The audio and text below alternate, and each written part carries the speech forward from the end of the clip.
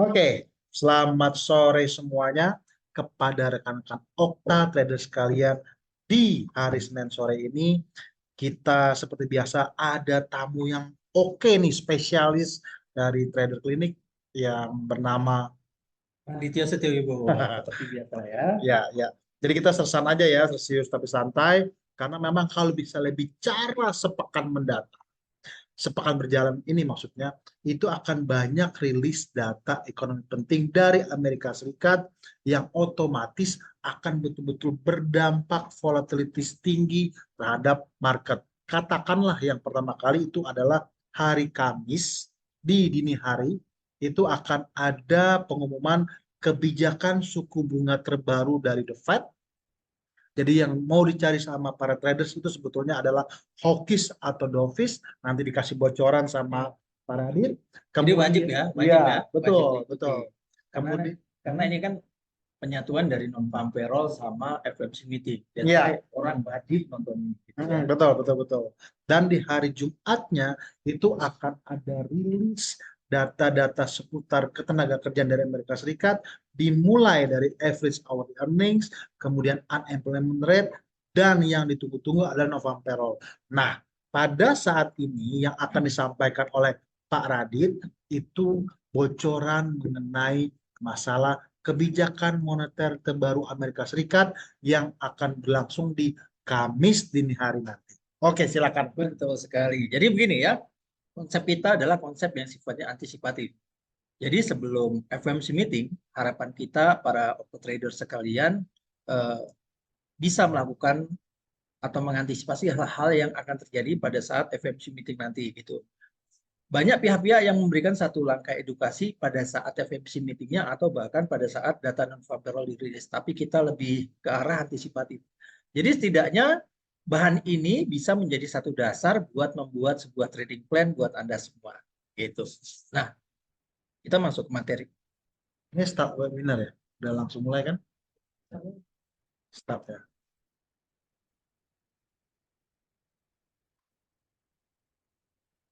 Nah, oke.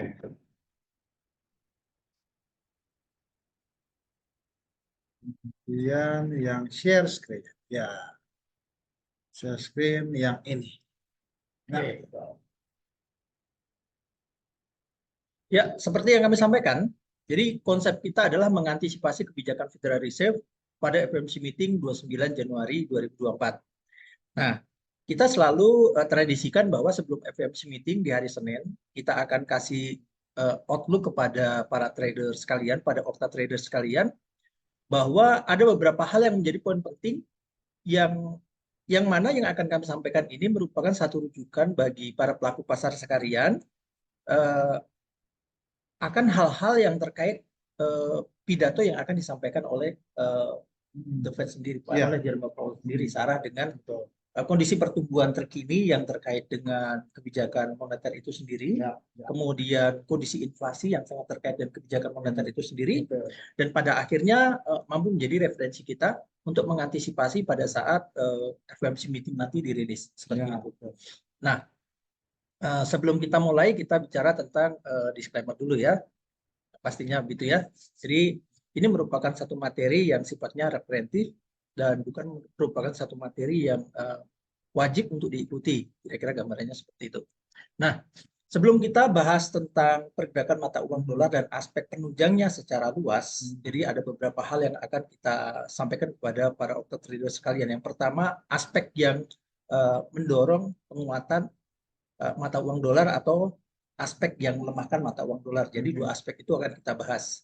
Nah, kalau kita membahas masalah faktor yang menekan dolar, hal yang kita akan pantau adalah yang pertama masalah pertumbuhan ekonomi Amerika yang cenderung melambat karena faktor tingginya tingkat suku bunga. Itu Pak Yos.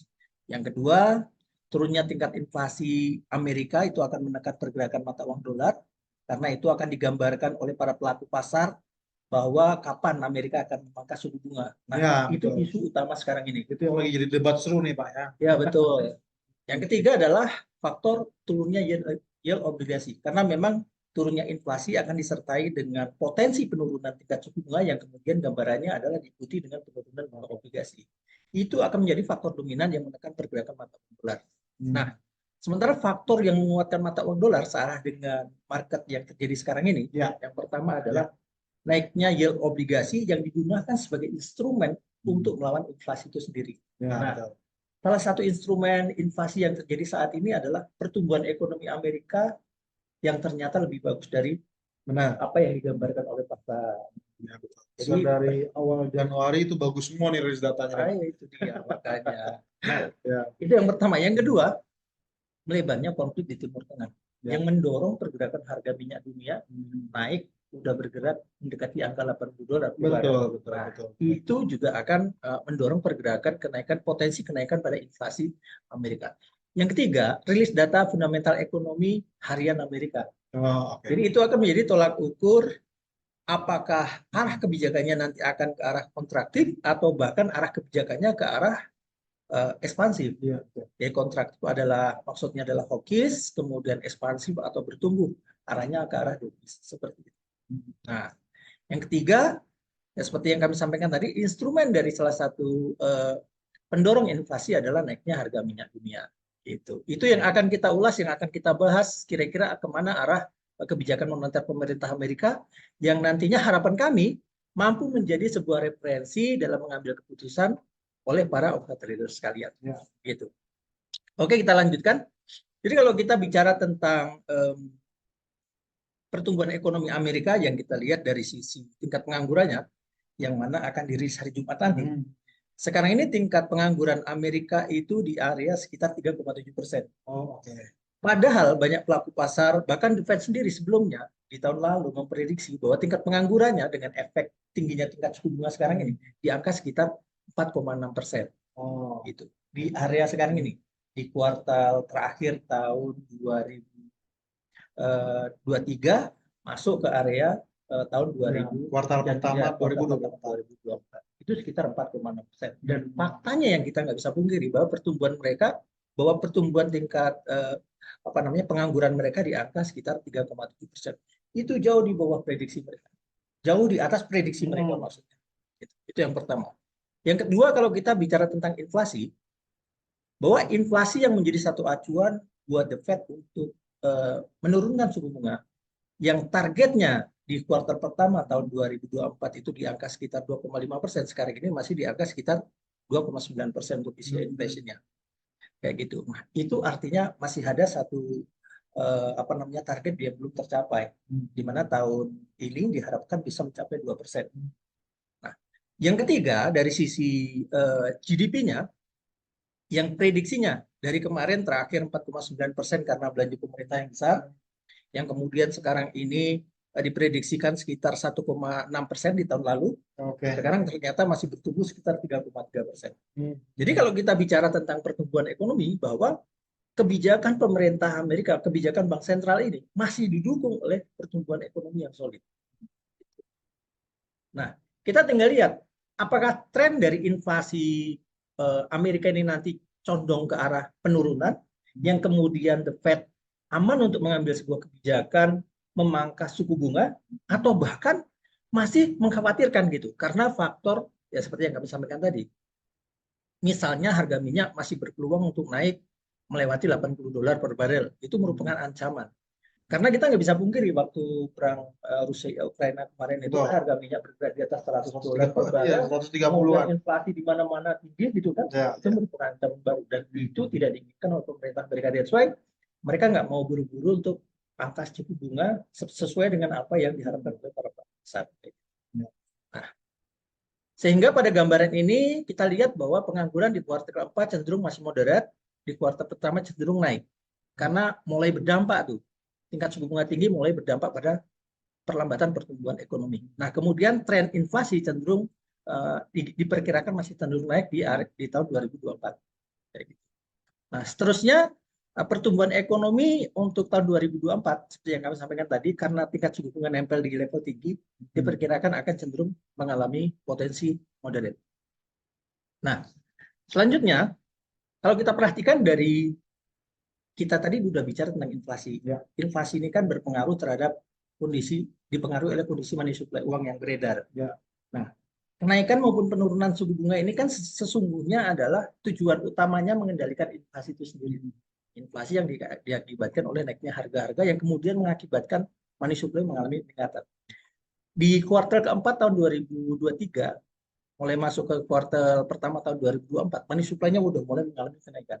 Oke. Nah, kalau kita bicara tentang M2 ini artinya kita bicara tentang uang cash. Ya. Mulai dari uang koin, uang kertas, Ya, sampai ya. bahkan ke simpanan jangka Ya, pendek. ya, Nah, ini ya. kategorinya. Nah, kondisi peningkatan money supply ini dikhawatirkan akan kembali memicu terjadinya inflasi. Jadi kenaikan harga-harga mulai berakibat pada naiknya uang yang beredar. Ya, ya, ya. Itu sebabnya kita berpikir bahwa pada akhirnya kita berpikir bahwa kecil kemungkinan The Fed untuk pangkas suku bunga di bulan Maret. Gitu. Ya, ya. Seperti yang banyak orang persepsikan. Yang pertama alasannya sudah jelas tadi, pertumbuhan ekonomi masih kuat. Yang kedua, ancaman inflasi masih tinggi. Nah, yang ketiga, kita tinggal tunggu konfirmasi dari pergerakan harga minyak arahnya akan kemana. Oke, setelah kita bahas tentang money supply yang kecondongannya mengalami kenaikan dan masih berisiko terhadap inflasi, kita akan bahas tentang bagaimana kondisi selanjutnya. Karena memang biar bagaimanapun kalau bicara minyak harga tinggi, itu sulit juga dikatakan inflasi akan turun juga gitu ya Pak. Nggak bisa. Komponen inflasi sepertiganya dari harga minyak dunia. Betul, betul, betul. Ya kan? Nah, sekarang kita bicara tentang obligasi. Ya, tingkat suku bunga obligasi udah bergerak di atas 4% lagi, terutama obligasi di atas 10 tahun. Gitu. 5 tahun, 10 tahun itu udah bergerak di atas 4%. Gitu. Nah, ini adalah salah satu instrumen yang dipakai oleh Federal Reserve untuk mengendalikan inflasi tadi. Dia selalu jual obligasi jangka panjang terus. Obligasi jangka pendek, jangka menengah, jangka panjang. Yang tujuannya adalah menyerap uang yang beredar tadi. Sehingga dampaknya adalah penguatan mata uang dolar. Itu tujuan utamanya. Kayak gitu. Kalau instrumen obligasi jangka pendek, jangka menengah, jangka panjangnya potensinya masih naik, ya itu adalah tanda bahwa kebijakan penguatan mata uang dolar. Tapi kan kita masih akan konfirmasi lagi hari Jumat nanti terutama. Betul. Gimana kondisi non-farm payroll-nya, yang mana hari Jumat nanti non-farm payroll diprediksi turun tuh dari 216.000 jadi 173.000. Ya kan, kemudian data unemployment rate-nya juga diprediksi naik dari 3,7% jadi 3,8% ya. Masih cukup terkendali ya. Itu kita akan menjadi konfirmasi terakhirnya. Tapi yang jelas kalau kita perhatikan, kita harus lihat lagi bagaimana perspektif pasar yang saat ini membuat pasar gonjang-ganjing dengan arah pergerakan yang tidak pasti. Yang pertama itu.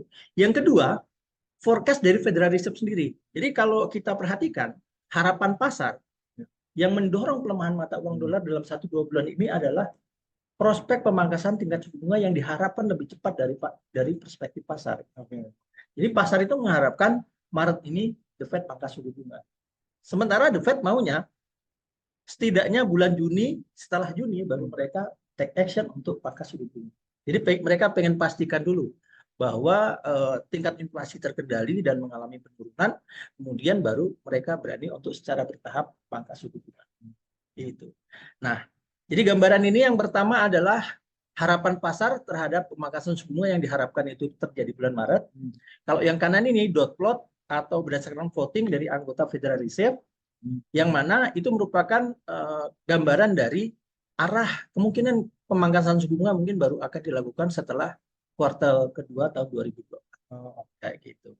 Jadi ini harapan pasar, yang sebelahnya itu adalah voting berdasarkan dari member Federal Reserve Committee. Yang harus dilihat yang kanan berarti. Yang kan. Tapi forecast market itu bisa ke bawah juga ya. Kalau ternyata apa yang disampaikan oleh Federal Reserve, contohnya masalah pertumbuhan ekonomi tidak sesuai dengan proyeksi mereka atau lebih buruk dari proyeksi mereka, itu maka market akan condong bergerak pada forecast market itu sendiri. Ya, gitu. Nah, ini salah satu komponen dari harga minyak dunia itu sendiri. Ya. Nah, sebelumnya terbentuk sebuah pola yang namanya triangle, ya kan, triangle. Konsekuensi dari pola triangle ini, bila mana dia terlewati, ini kan udah terlewati jauh nih. Ya kan, kemarin level psikologis resistennya di 75. Ya. Terlewatinya level triangle ini memberikan satu konsekuensi kenaikan sebesar 100% dari pola triangle-nya. Ya. Nah, 100%-nya ini kalau kita ukur, itu di area sekitar 8130-an, 8250-an. Tapi kalau kita lihat support resistennya ya, kalau kita kombinasi, yang pertama target pertama ini area sekitar 8120 hingga ke sekitar 8130 hingga target orientasi trend channel-nya di area sekitar 84. Nah, ini yang perlu menjadi antisipasi bagi Federal Reserve sehingga mereka sulit untuk melakukan pemangkasan suku bunga. Gitu. Nah, latar belakang dari kenaikan harga minyak itu sendiri sekarang ini kalau kita perhatikan, masalah masih seputar Timur Tengah. Ya. Timur Tengah yang kemudian itu semakin melebar dan kemudian semakin panas. Ya kan? Kemudian gangguan-gangguan yang terjadi di Laut Merah itu merupakan akses transportasi utama untuk pengangkutan minyak dan sebagainya, dan itu merupakan supply 2/3 dari kondisi global gitu kan, supply minyak dunia gitu kan. Nah, itu yang membuat sangat berpengaruh sekali terhadap pergerakan minyak. Sehingga dalam gambaran kami sekarang ini, efek dari perlambatan pertumbuhan ekonomi dan kemudian penurunan permintaan itu terkikis oleh berita memanasnya Timur Tengah lagi di Laut Merah. Laut Merah lagi. Sehingga ini menjadi ancaman baru bagi negara-negara G7 terhadap potensi kenaikan inflasi yang terjadi saat ini. Kemarin aja itu sudah ada satu kapal tanker yang terbakar di rudal sama putih ya, mati. Ya, betul. Nah, kalau kita perhatikan proyeksi pergerakan harga minyak sendiri sekarang ini cenderung mengalami kenaikan dengan penurunan terbatas di area sekitar 75-20-an.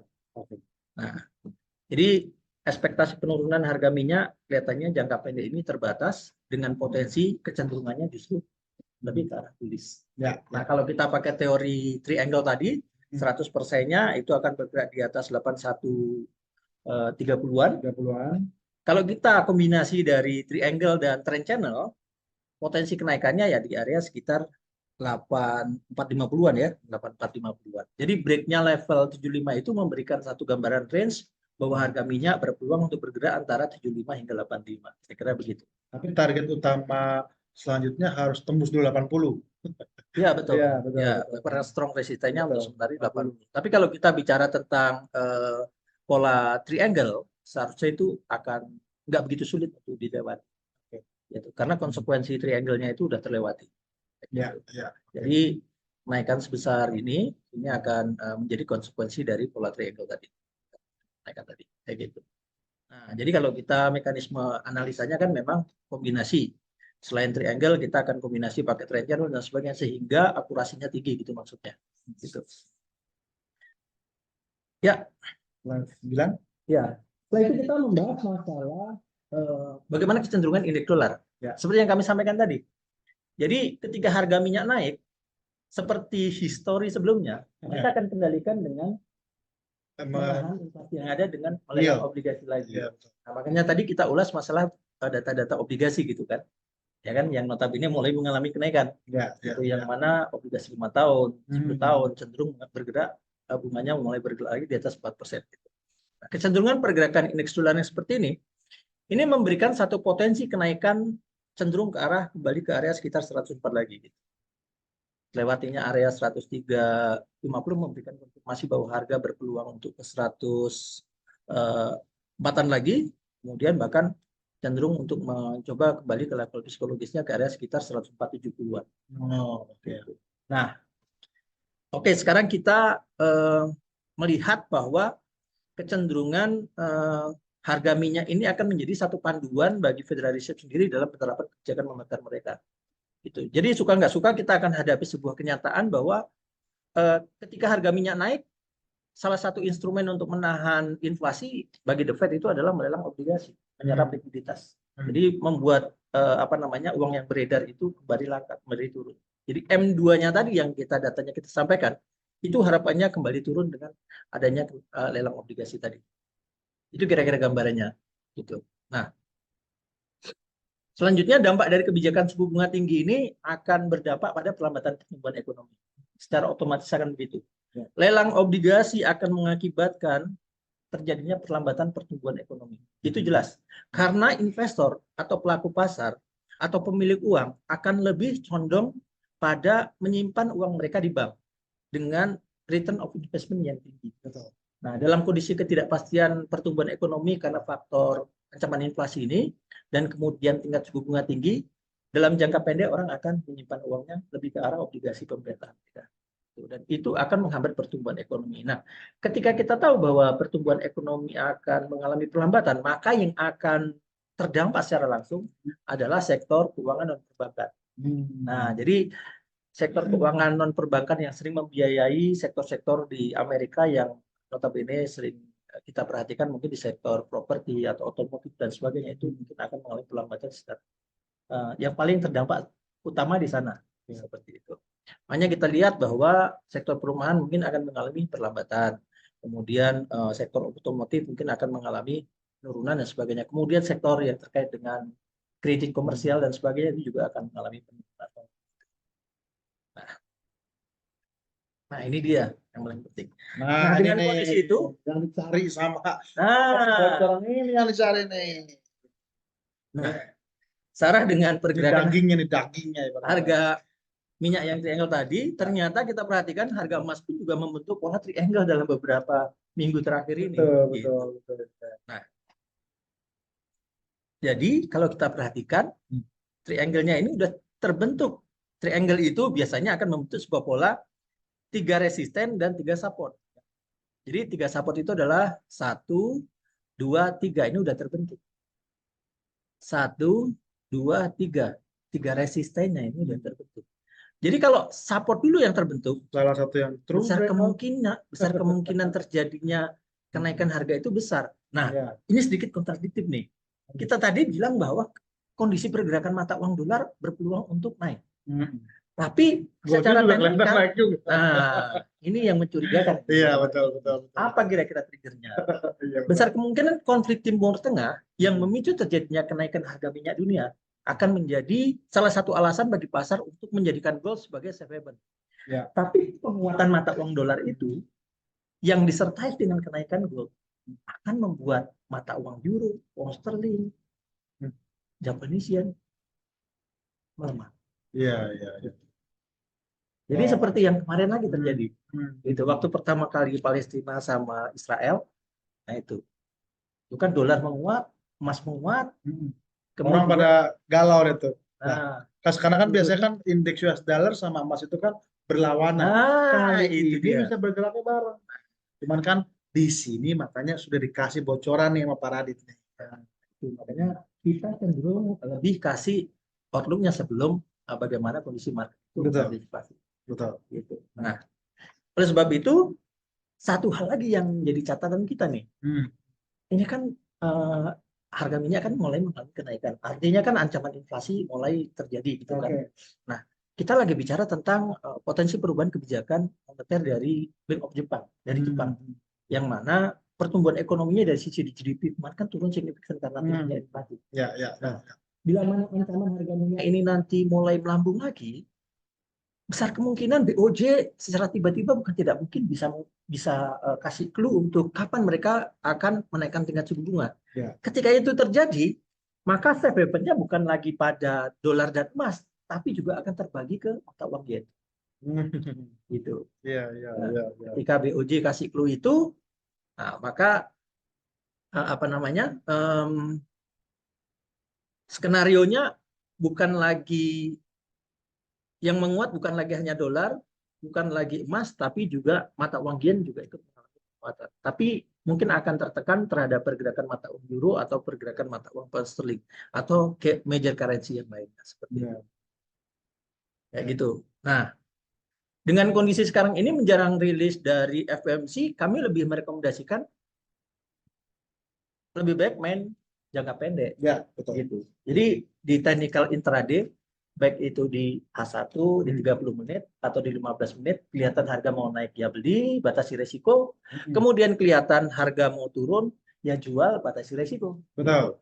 Tapi kalau mau harapkan atau nunggu pola ini terjadi, konfirmasi dari triangle ini akan di break ke atas atau di break ke bawah, pakai pola misalnya pakai stop buy atau stop sell, itu bisa dilakukan. Jadi kalau misalnya level resistennya kita bilang 2033.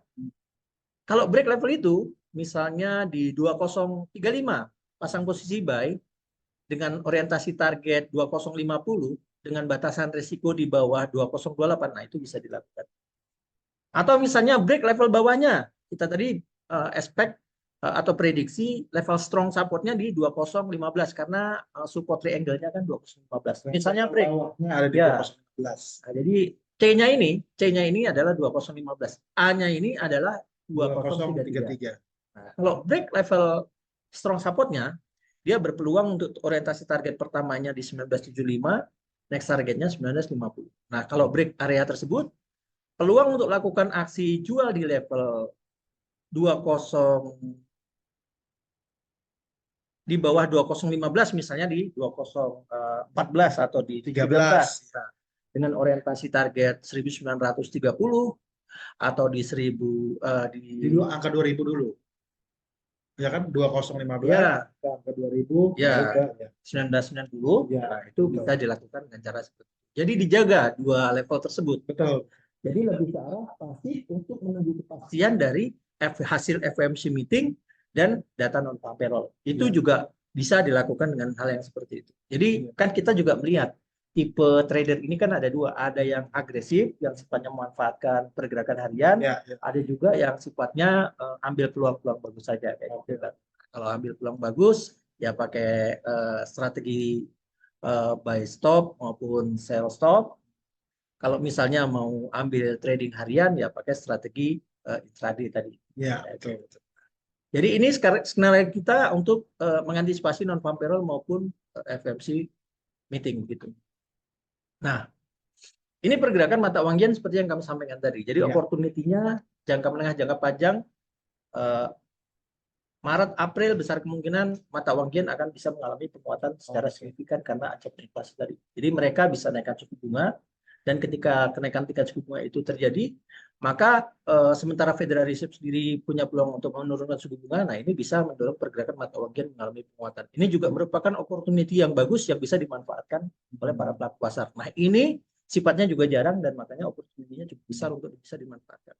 Jadi betul-betul cari momen resisten yang bagus pada USD Yen untuk melakukan sell ya. Betul sekali.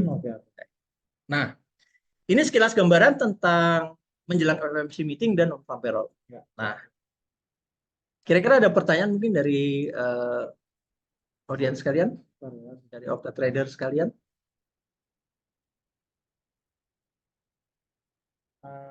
Oke. Ada ini Pak. Jadi pertanyaan yang pertama dari Pak Bambang, apa strategi yang tepat sebelum hasil FOMC diumumkan? Oke, Itu kan kita Pak Bambang. Ya, Pak Bambang. Jadi kita udah ulas ya bahwa kalau tipe Pak Bambang ini adalah trader agresif, ya, nah itu gunakan teknikal jangka pendek aja, itu dengan batasan resiko. Oke. Jadi sebelum FOMC meeting dirilis, diumumkan, dan kemudian farm payroll juga diumumkan, ya ketika technical 15 menit atau 1 jam, setengah jam mengalami potensi kenaikan, bisa siap lakukan pembelian dengan batasan risiko dan target profit. Jadi main jangka pendek aja. Tapi menjelang berita, due date berita akan diumumkan, lebih baik keluar pasar. Oke. Atau skenario keduanya, bila mana mau memanfaatkan opportunity tadi, ketika triangle tadi sudah tercapai, kemudian akan break ke atas atau break ke bawah, ya kemudian masuk setelah level resisten itu tadi. Salah satu contohnya resisten di 2033, ya, pasang stop buy di 2035, ya, seperti itu. Jadi break level 33, target berikutnya misalnya di 35 atau 2050, kemudian 2062 itu akan besar kemungkinan akan dikejar ke arah sana. Gitu. Itu jawabannya. Kemudian ada lagi nih Pak, pertanyaan yang nomor 2, kemana arah kebijakan The Fed saat minyak cenderung naik? Ya. Kemana arah kebijakan The Fed saat minyak cenderung naik? Jadi kita udah ulas ya. Jadi kita udah ulas ya sebenarnya. Instrumen kenaikan inflasi Amerika itu kan yang pertama dari data-data tingkat permintaan domestik yang digambarkan dalam PCI, core PCI, ya kan? Core PCI yang merupakan salah satu komponennya. Ada juga Consumer Price Index, Ya. ada juga Producer Price Index, ya kan?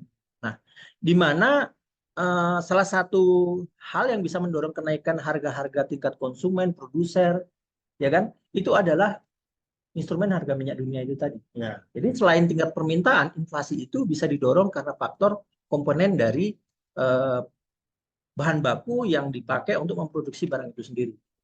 Nah, kenaikan harga minyak ini yang paling signifikan efeknya, gitu, Iya, betul. terhadap kenaikan inflasi itu sendiri. Oleh sebab itu dikendalikan oleh obligasi tadi, lelang obligasi ini terus. Gitu. Iya, iya, Jadi iya. uang yang beredar diserap terus. Hampir setiap hari besar kemungkinan bila mana harga minyak ini mengalami kenaikan, Amerika pasti akan lelang obligasi terus. Dan itu efeknya akan menguatkan mata uang dolar. Dan itu efeknya kalau tidak terjadi sesuatu hal yang mengkhawatirkan di Timur Tengah ya, efeknya akan membuat emas turun. Oh, oke. Jadi secara fundamental kalau nggak terjadi sebuah kondisi yang buruk di Timur Tengah, lelang obligasi akan membuat emas turun. Tapi kalau misalnya penguatan mata uang dolar didukung oleh safe haven, karena faktor safe haven, Ya. maka potensi pergerakan emas akan mengalami kenaikan kayak gitu. Oh. Nah, yang pertanyaan terakhir nih Pak, ada berapa besar perkiraan suku bunga akan dipangkas di tahun ini? Nah, itu pertanyaan banyak orang itu. Jadi polemik banget. Oke. Market, gitu kan? Ya kan? Market dengan jadi semuanya berdasarkan kondisi pertumbuhan ekonomi yang terupdate akhir-akhir ini. Jadi kalau misalnya sekarang ini kan proposal Federal Reserve sendiri kan akan memangkas suku bunga setelah Juni ya, berarti Juli ya, 2024. Kemudian proposal yang kedua adalah besaran pemangkasan suku bunga kan sekitar 75 basis poin. Ya kan? Nah, itu patokan utamanya. Bila mana pertumbuhan ekonomi Amerika melambat lebih drastis dari ekspektasi pasar dari proposal dari Federal Reserve itu sendiri, bukan tidak mungkin The Fed bisa pangkas suku bunga lebih besar dari 100 basis poin tahun ini. Gitu. Jadi suku bunga 5,25% ke 5,5% bisa dipangkas di area sekitar di bawah di area 4% atau bahkan ke 3,75%. Jadi besar kemungkinan pemangkasan suku bunganya bisa di area sekitar 4,25% hingga 3,75%. Nah, faktor kedua yang menjadi alasan pemangkasan suku bunga lebih besar adalah faktor besaran inflasi yang cenderung mengalami penurunan. Kalau inflasi mengalami penurunan, kalau kita lihat tadi kan harapannya kan untuk PCI-nya kan di angka sekitar 2,5%. Ya. Sekarang ini masih lebih tinggi di angka 2,9%. Ya kan? Kalau misalnya data inflasinya mendekati angka 2%, itu besar kemungkinan The Fed sendiri juga bisa memakan suku bunganya lebih rendah lagi. Tapi dengan prospek harga minyak yang cenderung masih naik, mungkinkah itu terjadi? Pertanyaannya kan gitu. Ya kan? Nah, oleh sebab itu, kita akan pantau dari waktu ke waktu, baik itu bagaimana perkembangan harga minyak dunia, maupun data inflasi Amerika dan pertumbuhan ekonomi Amerika dari waktu. Iya. Ada pertanyaan lagi mungkin? Saya cek dulu lagi Pak ya. Oke, sepertinya tidak ada Pak. Belum ada ya? Belum. Baik. Mungkin bisa ditutup Pak. Ya, mungkin demikian dulu review kami menjelang FOMC meeting tanggal 29 Januari 2024. Semoga materi ini bisa menjadi referensi buat Okta Trader sekalian, buat para pemirsa sekalian. Demikian dari saya, tradingclinic.com. Demikian dari saya, Leo Sumartyo dari Okta bersama berjasa. Ya, saya Radityo Setiwibowo mengucapkan banyak terima kasih. Sampai berjumpa lagi di lain kesempatan. Bye. Okta Gansa. Oke. Ya, terima kasih. Sampai ketemu di pekan depan.